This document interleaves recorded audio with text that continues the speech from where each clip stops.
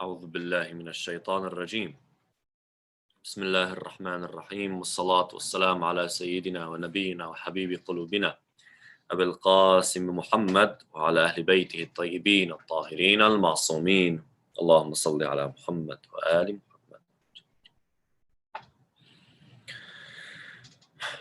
أعوذ بالله من الشيطان الرجيم. بسم الله الرحمن الرحيم.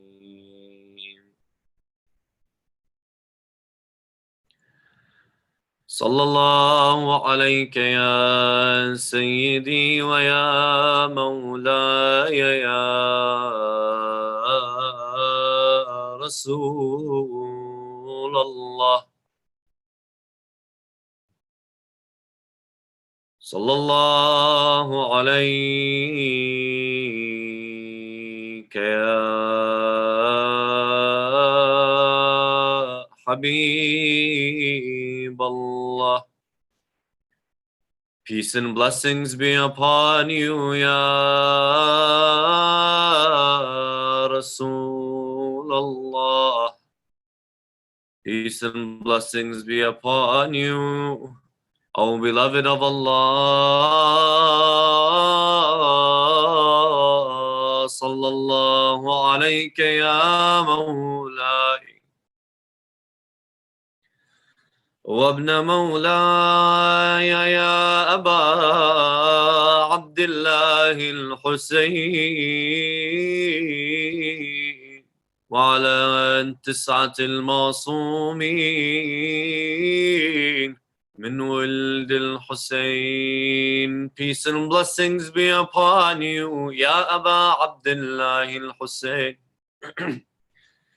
Peace and blessings be upon you and on the Imams from your lineage.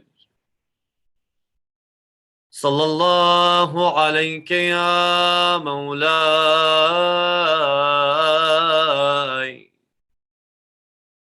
wa ibn mawlai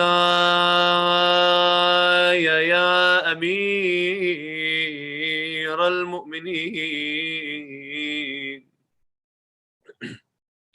Peace and blessings be upon you, O my master, and the son of my master, the master of the mu'mineen, Amir al-mu'mineen.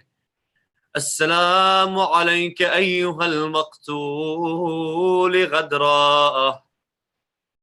السلام عليك أيها المغصوب حقا. السلام عليك أيها المقتول ببقعة شرفها الله. السلام عليك أيها المولود في بقعة أقامها الله له بيتا. Peace and blessings, O you. Peace and blessings be upon you, O you who was betrayed by his people. Peace and blessings be upon the one whose rights was taken away from him.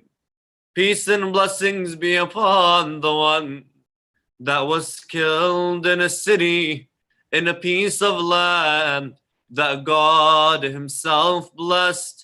Peace and blessings be upon the one who was born in the house of God, in a place that Allah subhanahu wa ta'ala honored with his magnificence.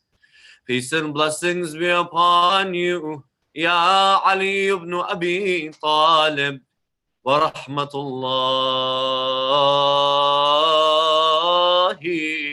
wa barakatuh.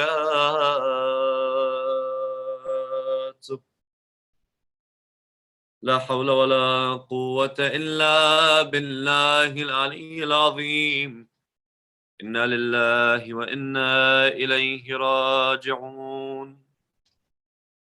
For the love of Amir al-Mu'mineen وقائد الغر المحجلين إلى جنات النعيم, let's have a loud salawat على محمد وآل محمد. اللهم صل The second one for the love of Sayyidah Zahra alayha salam. Allahumma salli ala. And the last one for the love of Sahib al-Amr wa Zaman in your loudest voices. Allahumma salli. Assalamu alaikum wa rahmatullahi wa barakatuh. My dear brothers and sisters, I ask Allah subhanahu wa ta'ala to accept your amal, to accept your fasting, to accept your salat, your prayers, to make us from those who benefit from this month through the love of Muhammad wa ali Muhammad. Allahumma salli ala Muhammad. Yesterday, my brothers and sisters, we asked the question about Allah subhanahu wa ta'ala having a son. And we said Allah subhanahu wa ta'ala cannot have a son, and not just that he does not have a son. And we distinguished between the two statements. We said does not have a son does not necessarily mean that he can't have a son. It more or less means that coincidentally or right now in the moment Allah ta'ala does not have a son. But it doesn't refute the idea, dismiss the idea that Allah ta'ala may have a son. When you say Allah ta'ala can't have a son, you're more or less saying God's place means that he will never have a son, cannot have a son, while he occupies the place that he has. Having a son for Allah subhanahu wa ta'ala ultimately brings him down from the status of being a deity to the status of human beings. And so we said Allah ta'ala can't have a son because having a son is of the qualities of humans. And because humans naturally humanize God, they've accepted Allah ta'ala having a son. And that's why you find the idea of God having a son is so prevalent in many different religions that are with us and religions that are not around and not followed today. The idea that God has a son is not something that is new or specific to our fellow Christians. Rather, the idea has its place in modern Judaism, has its place in Greek mythology, Egyptian mythology, has its place in Baha'ism, which essentially sprouted and is linked to Islam, came from Islam. Baha'u'llah was amongst Muslims in one way or another. Some may argue that Baha'ism is a very extreme sect of Islam. They believe that Jesus is the Son of God. And many, many different other ideas out there, theories out there, religions out there that are okay with this idea and accepting of it. We said Islam does not accept it for many reasons. One of them, as we said, when we bring Allah subhanahu wa ta'ala to that level, we're essentially bringing him down to human beings, the level of human beings, and saying that he has a son. And the way that God creates, brings about creation, is not through the process of begetting, which results with offspring, you having a son. Rather, Allah Ta'ala's process is saying be, and it is. The process of begetting ultimately brings about offspring, which we call son or daughter. And the process of begetting is essentially the reproduction that animals go through to create other animals. By saying God has a son, you're bringing him down to the level of human beings. We also used a naqd example, an example to refute the idea. We said Adam alayhi salam, as mentioned in the Quran, is the best example against the idea that Jesus is the Son of God. Why? Because under the premise that Jesus is the Son of God because he does not have a father, then Adam should be the son of God because Adam does not have a father or a mother. So if the value system of a human being is whether they have a father or a mother or lack thereof, Adam should be higher than Jesus because Jesus rather has only a mother, not a father. Well, Adam has no mother, no father. And what shows the magnificence of God more is to create where the two counterparts that you need to create are not there, as opposed to having one of the two pieces of the puzzle and providing the other piece. So you find that the idea of having a son or Allah Ta'ala having a son is totally dismissed. And it is accepted because we as human beings have humanized Allah subhanahu wa ta'ala, as we've done with many, many, many other issues pertaining to God. When it came to the body of Allah subhanahu wa ta'ala, his being, how he is, when it came to his choices, when it came to his method and the way that he goes about dealing with human beings, oppressing them in some cases according to some sects of Islam, judging them in other cases, giving them free will versus force, etc., etc., etc. The list goes on. And so you find that if you want to pinpoint the major disease of many different religions and many different Islamic sects and their view to Allah, it's ultimately going to boil down to one idea, and that is God, the humanization of God, God's humanization by human beings. And that itself, my brothers and sisters, is a discussion. And we've given some examples. Other examples we've left out for time constraints. Inshallah, in the future, we can delve into this topic much more. Today's discussion, my brothers and sisters, is around a more practical topic. My brothers and sisters, Eid is in a couple days, depending on the moon. And as you know, when the day of Eid comes very close and Shahr Ramadan also comes close, the beginning of Shahr Ramadan, the Muslimin have moon wars. While everyone is discussing Star Wars, the Muslimin are sitting and having moon wars. It's a corny joke, but us in the Hausa, we laugh about it. So you guys are going to laugh at it with us. So we have moon wars. We have a war between ourselves. One is Eid. Is the moon there? Why do we have to see the moon? And then we start asking these questions. And it's not a problem to ask. The problem is when you have the wrong people trying to give answers. And so you find the layman's person sits down and tries to more or less put doubt and ask and debate on the topic when they have no ilm. They have no knowledge on the topic whatsoever. If it's a scholar discussing with another scholar, that's a different discussion. But you found that this issue of moon sighting, when the Eid is, why we do use this method and not that method, has become an issue that has caused divide within a community, and not just divide where you have with and against, rather a divide on a huge spectrum where in one city you might have 5 different parties all on the same issue. Not just this, it's caused the layman's person that has not studied the works of Ahlul Bayt or the words of Ahlul Bayt, the works of the scholars, to come and doubt in the integrity, the credibility, the reliability of our ulama, of our scholars, and ultimately degrade them. When I have a layman's person come sit down and say, what does Sayyid Fulani know about the technology of this age? He just sits in his house and doesn't go outside. He probably doesn't even know how a phone works. And you hear this. What does Shaykh Fulani know about moon sighting and NASA and the mathematics behind the calculation of where the moon is and how the moon is in its state at a specific time? Where are they from all of this? We need a modern marja. Oh my God, how many times I've heard this. We need a marja in the West, or we need a modern marja. Not dismissing that we could potentially have a marja in the West, inshallah, one day. We're not dismissing that. More or less, the idea that we need a modern marja. We need a marja that is more up to time. We need a marja that uses the technology that we have. We need a marja that stands in front of a computer like me and you and sits and tells you, I have come to my conclusion because of Dr. Albert and the University of Pennsylvania and Dr.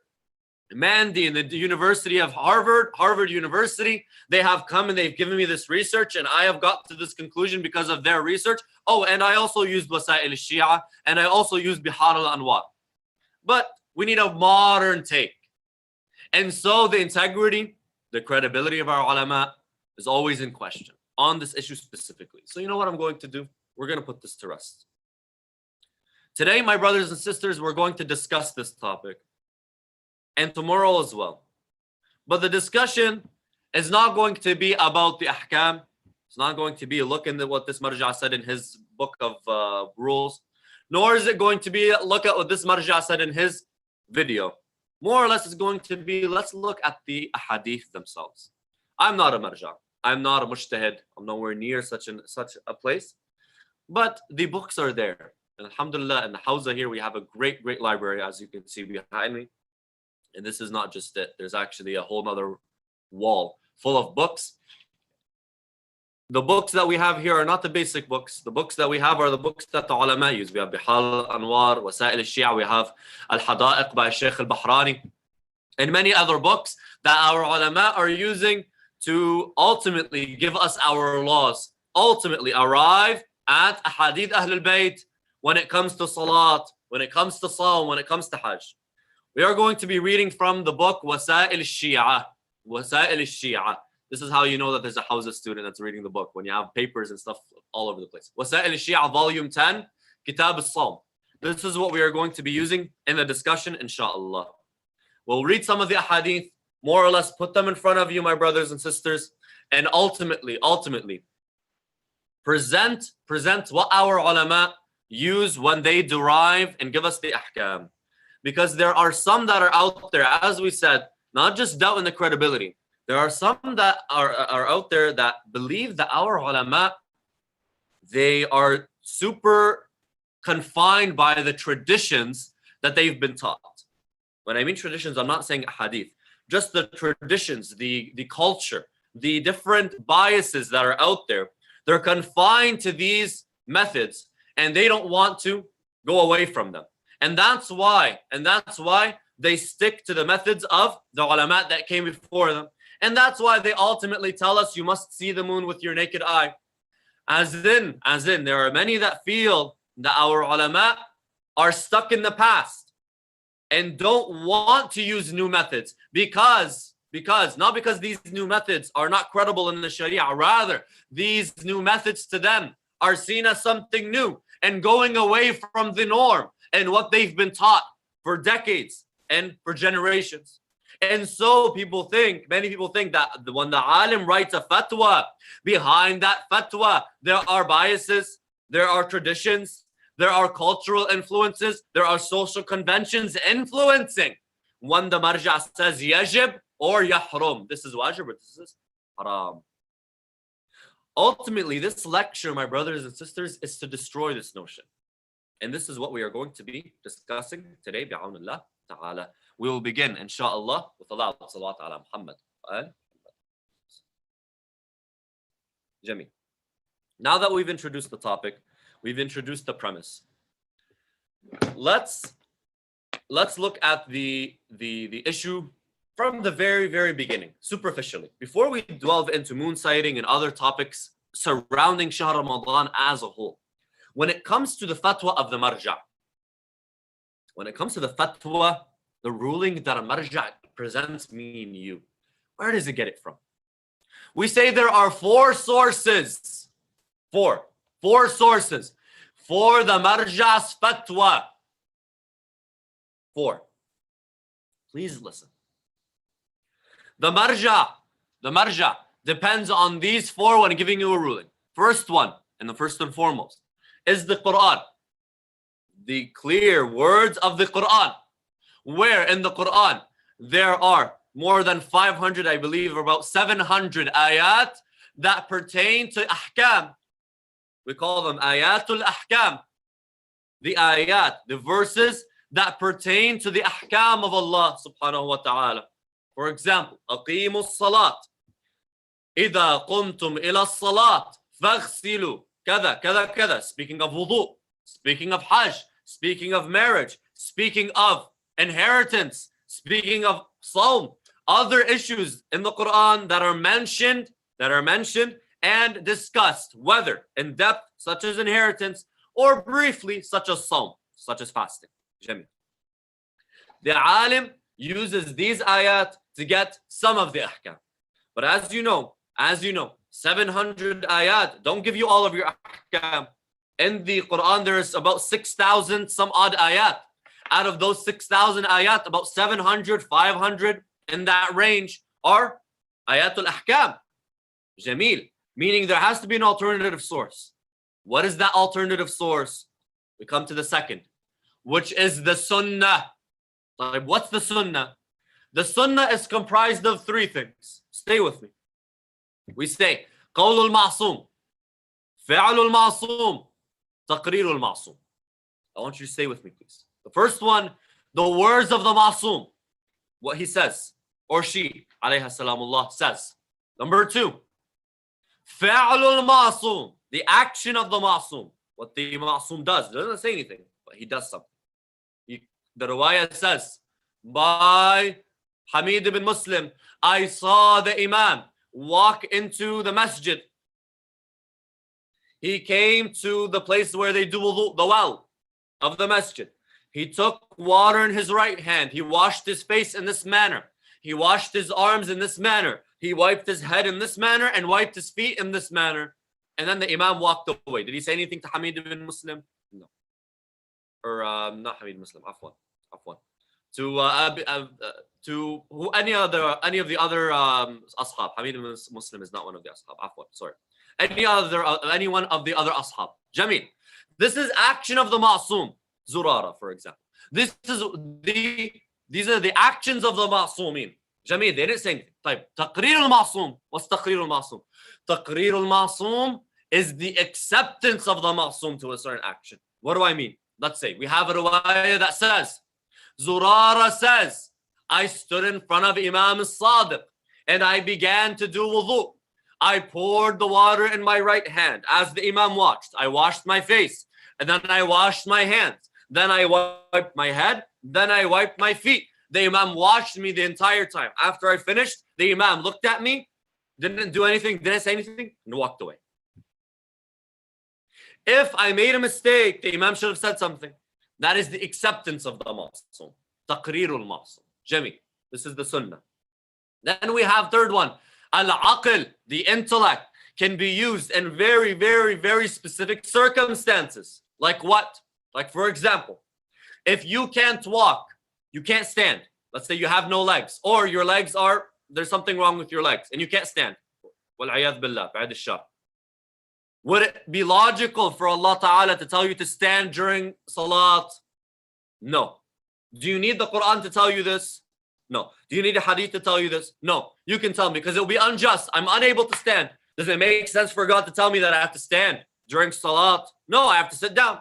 If he commands me to stand and punishes me for not standing, I can go back and say, Ya Allah, you didn't give me the ability to stand, but then you asked me to stand. That's not fair, because it goes against the fundamentals of justice. We know that Allah subhanahu wa ta'ala will not make a person stand if they're unable to stand and do something that they're not able to do. There we go. Me and you just derived the law. We didn't need the Quran, nor do we need the hadith. This is aql. Lastly, al-ijma', consensus. The consensus of the ulama, and ultimately the Imam alayhi salam between them. This one is theoretical and not practical. Not practical. So the practical ones are the three. The last one, the consensus, is not practical. It's very theoretical. I don't want to discuss why. Regardless, three. Quran, hadith, or Quran, sunnah, and aql. So when it comes to the law, is there any place for bias within these three? No. There's no place for bias. He's reading the hukum that is given to him by the Imam in the hadith. He's opening the Quran. The Quran says, do this. He tells you, this is the hukum. Aql, in very specific circumstances where literally, the intrinsic property plays, where A equals B, B equals C, therefore A equals C. Simple. Logic that me and you could follow. And other aspects as well. Sometimes the logic is more complex. But ultimately, it's logic that can be accepted and simple. The logic here has no place for bias. It's objective, not subjective. So there's no place for the marja' to come and say, in my opinion, and my personal opinion. And the difference between the ulama is not based on personal opinions. Rather, it's based on certain discrepancies, difference of opinion regarding the scriptures, regarding the texts. Not regarding outside influences. That is one thing to understand. That's muqaddimah al-ula. That's the first introduction. The second point that needs to be understood before we discuss what we find in Wasa'il al-Shia is that in our religion, in the ahadith, in the works of the ulama, from day one, from Shaykh al-Mufid until Sayyid al-Hakim, today. So what, 1,200 years or so? The ulama have been in agreement that the method that you pinpoint, the beginning of Shahr Ramadan, to the end of Shahr Ramadan is by seeing the moon.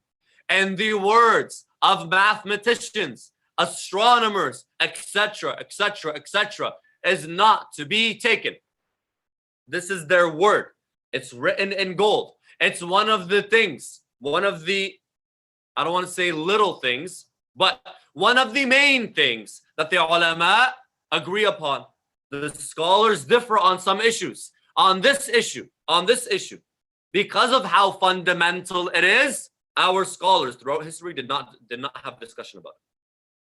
Our scholars throughout history, I don't even want to say the majority. I have not heard of a scholar before more or less today's time discuss whether you're allowed to use these different methods or not in history.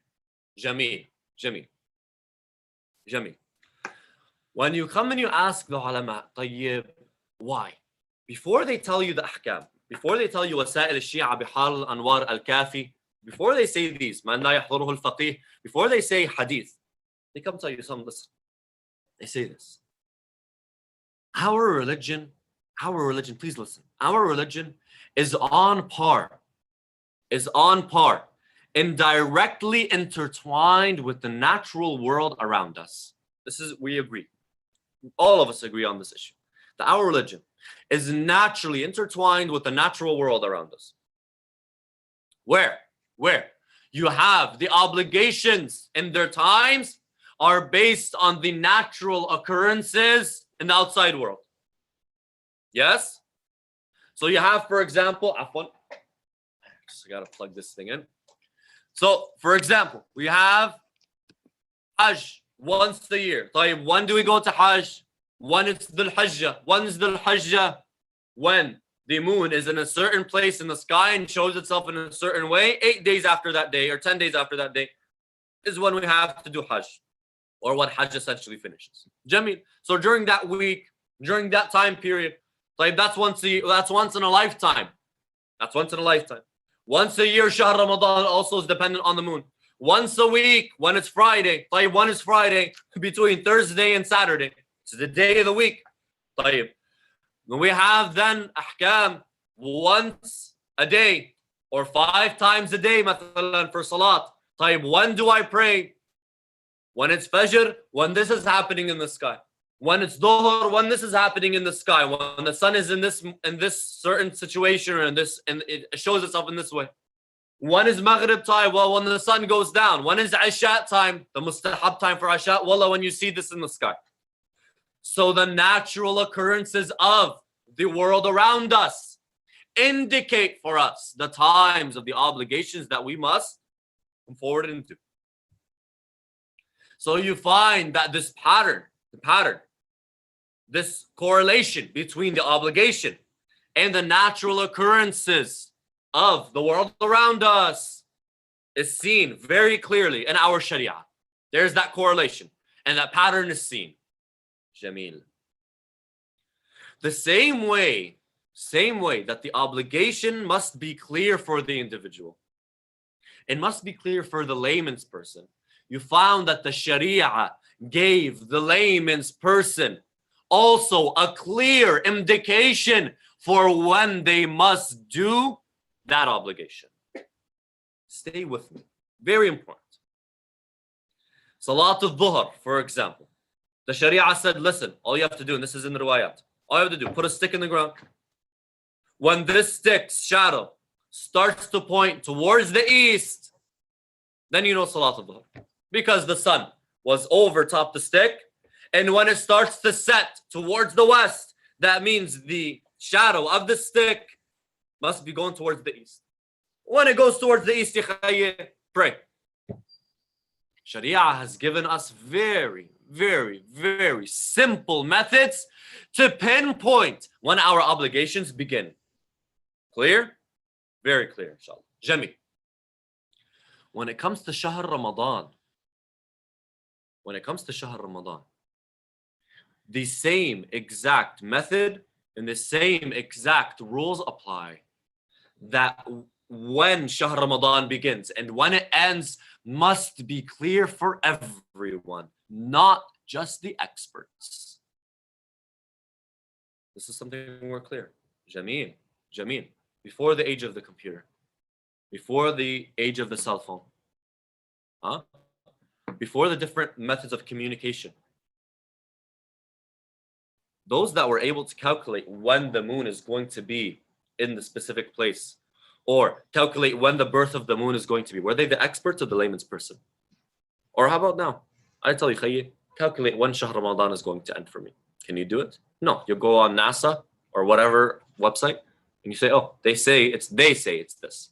But you're not an expert, therefore you can't calculate it, so you have to go to an expert. Does it make sense that for you to know your obligation, Allah subhanahu wa ta'ala needs you to refer to an expert, when in all other obligations, He gave you a clear-cut, simple method? Every other obligation, there's a clear-cut, simple method. Why when Shahr Ramadan comes, we have to refer to an expert? When the amal, the obligation, is an individual obligation.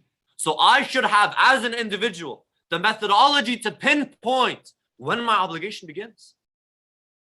If that's not the case, then you can make the argument. You can make the argument that's unfair. I have to refer to an expert to tell me when the beginning of the month is. That's not unfair. It's hard. It's hardship. Also, it's hard. Why is it for every other obligation, it's very simple. But when it comes to Shahr Ramadan, I have to refer to an expert that has to sit down and calculate for me. Why? Why is it so different? Is it fair? Today it's easy. Today, because you have internet, it's easy. Okay, imagine the internet shuts down and you have no more Wi-Fi and you can't talk to people in California that are sitting there and doing these calculations for you. What do you do? Honestly, if the method is by calculation, like what do you do in that case? Okay, you live in Dearborn. I live in Windsor. The border's shut. You live 20 minutes away from me. Literally 20 minutes. If I hop in my car 20 minutes, I'm at your doorstep. But I can't get to you. I'm the expert in calculation. I'm an astronomer. I want to come tell you, Ya Khayya, Ya Ali, Ya Hassan, Ya Habibi, Albi. This is when the Shahr Ramadan begins. This is when it ends, Ya Khayya. And we don't have owls. I can't send an owl over the border. And I can't send a text message. I can't call you. There's no other means other than me coming and telling you. This is how it was. Does it make sense? Does it make sense? No, it doesn't make sense. This is a logical approach. Debatable, not debatable. Let's look at the ahkam of Ahl al-Bayt alayhim salam. Go to Wasail al-Shia. Come with me to Wasail al-Shia. Page 252 in Wasail al-Shia. Page 252 in Wasail al-Shia. What's the title? By the way, Wasail al-Shia is by Shaykh Muhammad ibn Hussein al-Amiri, one of the greatest of our ulama. Jamil, just for reference. What does he say? What does he say in Wasail al-Shia? What does he put these set of ahadith under? Look at the title. Bab, the chapter. أن علامة شهر رمضان وغيره رؤية الهلال فلا يجب الصوم إلا للرؤية. The door, the chapter that discusses and shows that the beginning of Shahr Ramadan and other months is by sight, seeing them.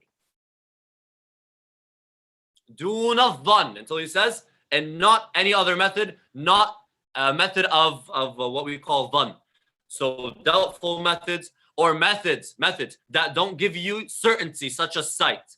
In other words, not any other method. Not any other method. Look at the first hadith. Look at the first hadith.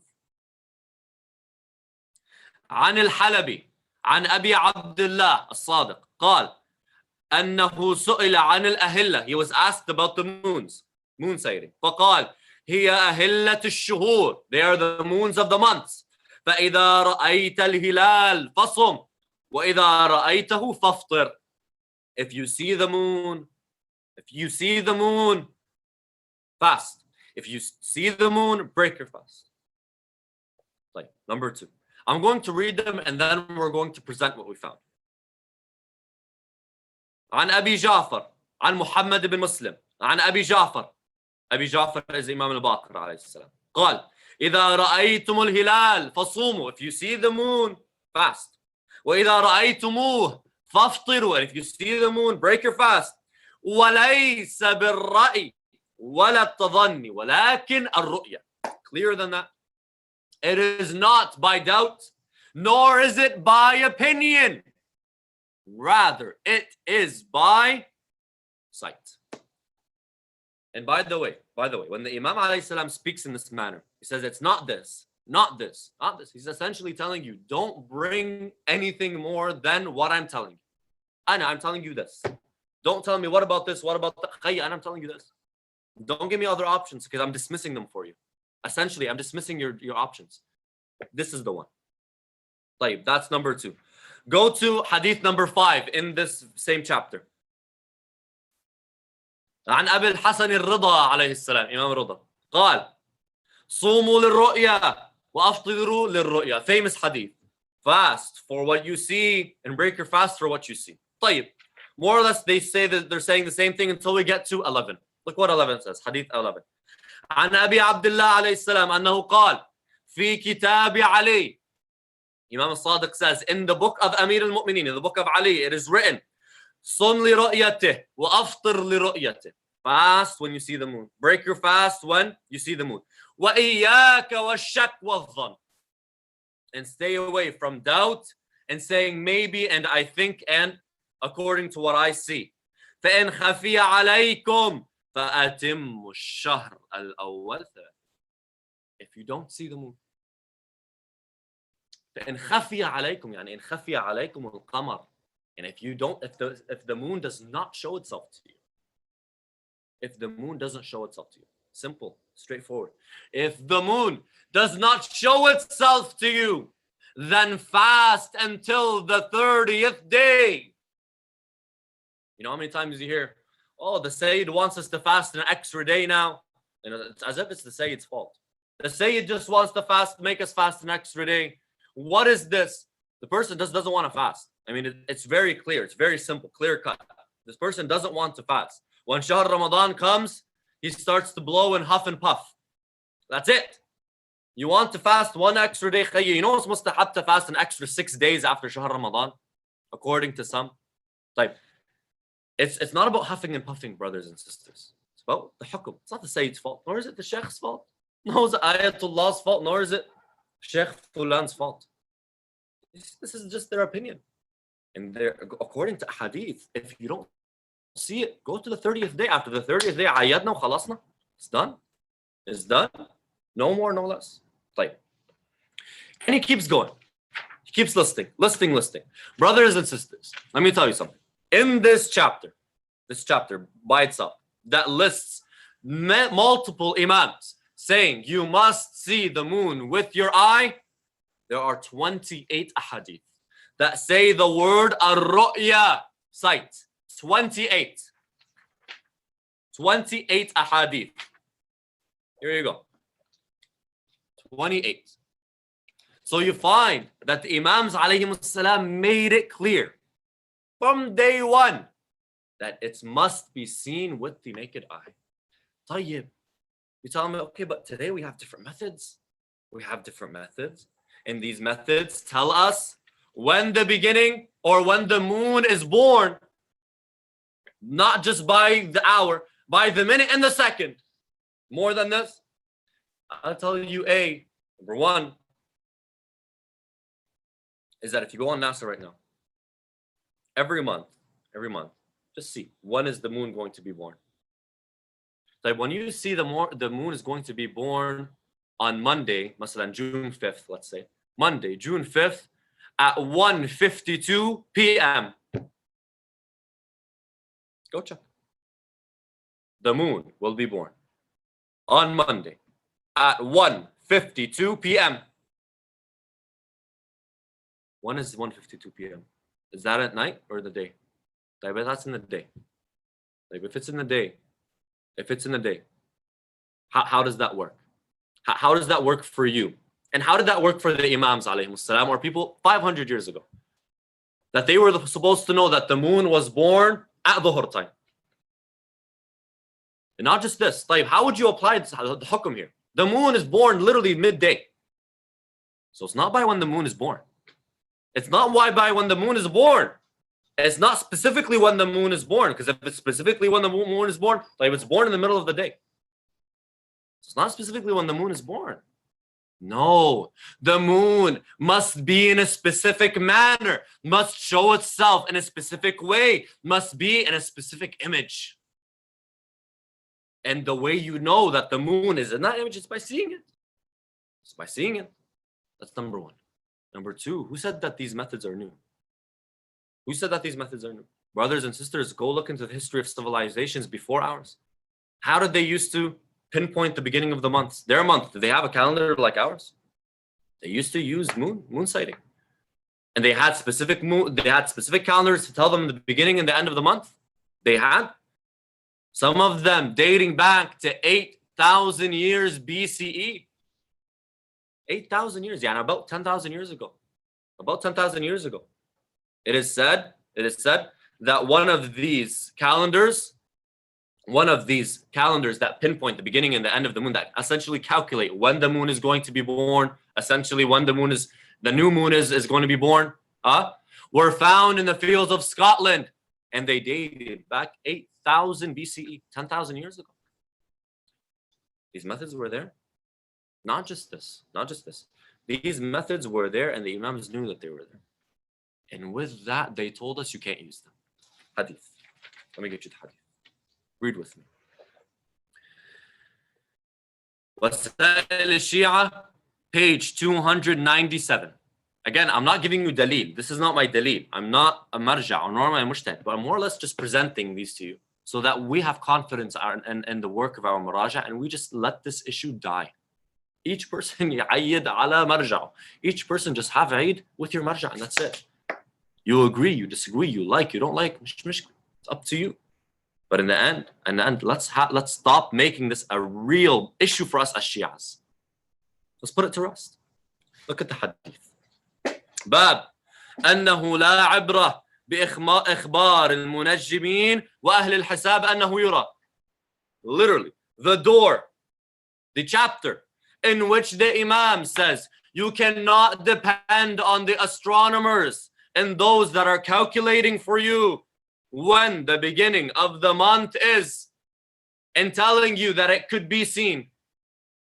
Look at the riwayah. قال كتب إليه أبو عمر أخبرني يا مولاي. A man writes and says, tell me, oh my master, أنه ربما أشكل علينا هلال شهر رمضان فلا نراه ونرى السماء ليست فيها علة. We doubt when the beginning of Shahr Ramadan is.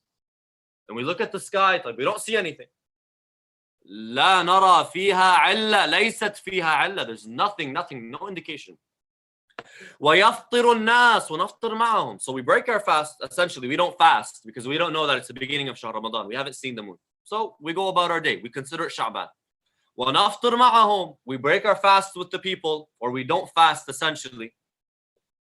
وَيَقُولُ قَوْمٌ مِنَ الْحُسَّابِ قِبَلَنَا. Then we have experts of astronomy, mathematicians, come to us and tell us إِنَّهُ يُرَى فِي تِلْكَ اللَّيْلَ بِعَيْنِهَا بِمَصْرِ وَأَفْرِيقِيَا وَالْأَنْدَلُسِ. The moon can be seen in this night in Africa, in Egypt, in other parts of the world. فلا يجوز فهل يجوز يا مولاي ما قال الحساب في هذا الباب. Can we depend on what they said? Can we use what they said? حتى يختلف الفرض على أهل الأمصار فيكون صومهم خلاف صومنا etc وفطرهم خلاف فطرنا. Essentially, can we depend on what they say so we can all be together? Can we depend on what they say? Because if it's seen in Egypt and they're مثلا in Medina, let's say, if it's seen in Egypt and they're in Medina, Egypt and Medina are they're a bit close together. Yes, they're a bit close together. Meaning we can probably depend on what they're saying. Can we use what they have found? Look what the answer comes back as. لا تصومن الشك. أفطر لرؤيته وصم لرؤيته. Do not Do not fast the day of doubt. What's the Imam essentially saying? He's saying these methods in the Sharia equal doubt, equal dhan. And the Imam alayhi salam before, amongst the 28 ahadith that he tells you fast to see it, he says, La tasumanna shak. Do not fast the day of doubt. Do not go by a dhan. He doesn't even say dhan. What's dhan? Dhan is 51% and more. That you have a hunch. Like he here calls it shak. Doesn't call it doubt. He calls it doubt. What's doubt? Doubt is like 50%. It's like maybe, maybe not. Hunch is like I'm leaning towards. He doesn't even call it a hunch. He calls it doubt. لا تصومن الشك. أفطر لرؤيته وصم لرؤيته. Fast for when you see it. And break your fast for when you see it. These methods were there. طيب, the logic behind this. The logic. How is it that the Imams alayhimus salam had this? I'll tell you. Listen. The civilizations of India, stay with me. Civilizations of India and other parts of the world had these different methods. And not just had these different methods. We're using them for generations. Jameel. How did they make their way into the Arabian Peninsula? How did they make their way into the hands of the Muslims? Either, one of two. The Muslims themselves developed them. The Arabians developed them. They had these methods, or they were influenced by those that were outside. Jameel. If they were influenced by those from India and other parts of the world, when they got to the hands of the Muslims,